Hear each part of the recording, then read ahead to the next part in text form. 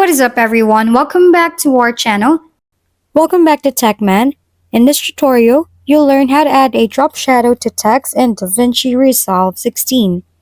Adding a drop shadow can enhance the visibility and aesthetic appeal of your text, making it stand out in your video projects. First, launch DaVinci Resolve and open the project you are working on. Open your project that you want to add a drop shadow. As you can see, I have my project already imported inside DaVinci. Next, go to the Edit page by clicking on the Edit tab at the bottom of the screen. In the toolbar, find the Effects library located on the left side. Click on Titles and drag the text effect to your timeline. Select the text clip in the timeline. Right-click your text clip. Make sure it is selected.